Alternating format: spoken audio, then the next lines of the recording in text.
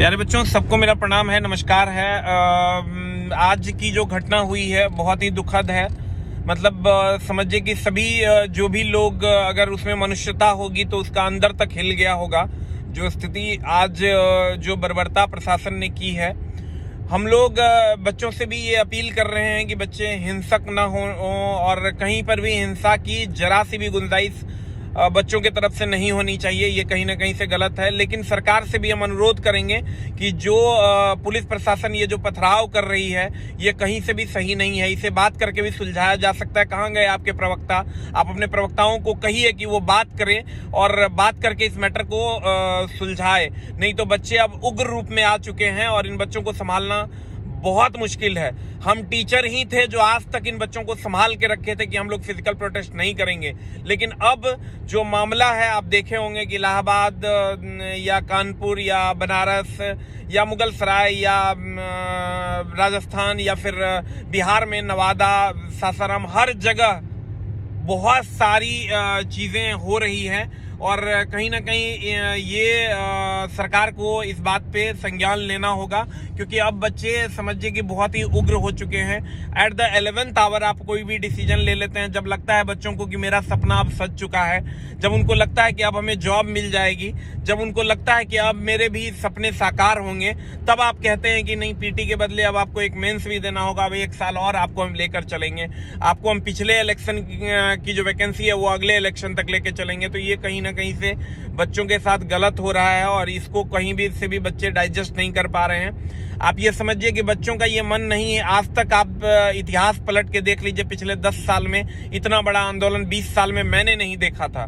तो आज जो बच्चे रोड पर उतर रहे हैं, पत्थर खा रहे हैं, और बच्चे, मेरे पास फोटोज आ रही है बच्चों के, मतलब आज भी मैंने बहुत बच्चों की हेल्प करी कि उनको स्टिचेस लगे हैं, सारे उनके स्पीकर्स को तोड़ दिया गया, बच्चे घर पे भी नहीं बता पा रहे हैं। तो टेंशन लेने की जरूरत कहीं ना कहीं से सरकार को है और सरकार के जो भी प्रतिनिधि हैं, जो भी प्रवक्ता है, उनको सरकार से बात करने की जरूरत है। और प्यारे बच्चों, कहीं से भी हिंसा हमारा हथियार कभी नहीं था और ना कभी होगा। हम लोग गांधी जी के रास्ते पर चलने वाले लोग हैं। लेकिन हम सरकार के जो प्रशासन है उसको हम आगाह करना चाहेंगे कि ये आप नहीं कीजिए। अगर ये आंदोलन इससे ज्यादा उग्र हुआ तो फिर आप उसको संभाल नहीं पाइएगा।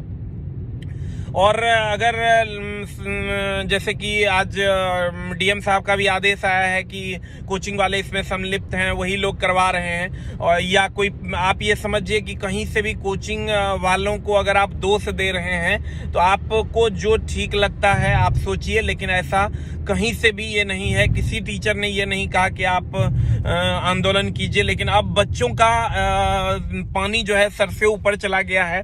आप समझिए, एट द 11th आवर जब किसी की शादी होनी है और उस टाइम आप ये कहिए कि हम दुल्हन को यहाँ से हटा लेंगे, तो सोचिए कि उस भीड़ को आप कैसे संभालिएगा। अब कहीं से भी ये संभालने की स्थिति में लोग नहीं है। सरकार को इस पर तुरंत संज्ञान लेना पड़ेगा और सरकार को संज्ञान लेना भी चाहिए, क्योंकि रेलवे की ही क्षति हो रही है तो वो हमारी क्षति है, भारत देश की क्षति है। और अगर आज पुलिस वाले या बच्चों के बीच में कुछ होता है तो वो भी कहीं ना कहीं सारे लोग हमारे देश के हैं। तो सरकार को ये चाहिए कि इस पर तुरंत जो है इस पर संज्ञान लें। और कहीं से भी हम लोगों की मांग क्या है वो सरकार भी जानती है। सरकार तक हम लोगों ने इससे पहले 2-2 बार 3-3 बार डिजिटल प्रोटेस्ट करके, बच्चे हमेशा कहते थे फिजिकल करना है, फिजिकल करना है, लेकिन हम लोग रोकते थे कि नहीं, हम, क्योंकि हमको पता था कि जिस दिन ये गुस्सा फूटेगा उस दिन किसी के संभले नहीं संभलेगा। क्योंकि जो रेलवे वाले बच्चे हैं वो समझिए कहीं ना कहीं पिछले 4 साल से तैयारी कर रहे हैं, तो उनका गुस्सा जब फूटता तो फिर फूट पड़ता। बहुत, हमको इस बात का अंदाजा बहुत पहले से था। हम लोगों को लगता था कि अगर ट्विटर से हल निकल जाएगा तो वो ज्यादा बेहतर है, क्योंकि ये जब रोड पर निकलेंगे तो इनको संभाल पाना बड़ा ही मुश्किल होगा।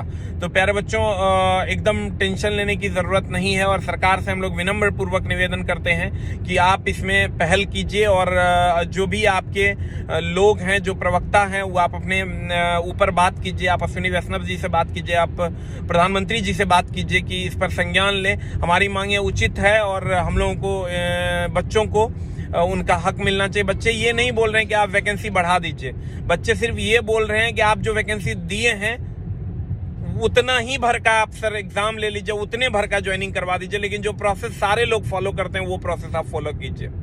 और रही बात प्रोटेस्ट की, तो आप ही बता दीजिए सर, कहाँ कोई प्रोटेस्ट करेगा? कोई जगह तो है नहीं प्रोटेस्ट के लिए, तो बच्चे मजबूरीवश रोड पे उतर रहे हैं। तो कहीं ना कहीं से इसमें बात करने की ज़रूरत है। और अगर आपको लगता है कि टीचर इन्वॉल्व है या टीचर ने ही ऐसा किया है, तो आप स्वतंत्र हैं, कहिएगा। जब कहिएगा हम खुद जेल आ जाएंगे और हम लोग बहुत आसानी से जेल चले जाएंगे। आपको हमें पकड़ने आने की भी ज़रूरत नहीं पड़ेगी। जब कह दीजिएगा कि आप लोग आ जाइए जेल, हम लोग चले जाएंगे जेल। लेकिन कहीं ना कहीं से इस पर संज्ञान लीजिए और इस मामले को सुलझाने की कोशिश कीजिए। किसी दूसरे के मत्थे मरने से ये मामला सुलझने वाला नहीं है। आपको इस पर सरकार से बात करनी होगी, तभी यह मामला सुलझेगा। हम सरकार से नम्र निवेदन करते हैं कि इस बात पर तुरंत संज्ञान ले। Thank you very much. एकदम बच्चे टेंशन लेने की जरूरत नहीं है। अभी आप देख पा रहे होंगे कि मैं अभी रोड पे जा ही रहा हूं और रोड से, और लगभग आधा से पौने घंटा लगेगा हमको पटना पहुंचने में। आज का जो दर्द है वो कहीं से भी समझिए, मैं अपने सारे चीज़ों को, मेरे पापा बीमार हैं फिर भी मैं उनको छोड़ते हुए और मैं पटना की ओर कूच किया, क्योंकि अब बहुत बड़ा बवंडर हो रहा है। और इसमें अगर हम लोग एक साथ नहीं रहेंगे तो कहीं ना कहीं फूट डालो राज करो वाली नीति है कि टीचर को स्टूडेंट से अलग कर दो, अपने आप प्रोटेस्ट बंद हो जाएगा। लेकिन ऐसा नहीं होगा। सारे लोग पढ़े लिखे हैं और पढ़े लिखे वर्ग जो है उनको समझ है क्या सही है और क्या गलत है। Thank you very much. मिलते हैं हम लोग अगले वीडियो में। Thank you very much.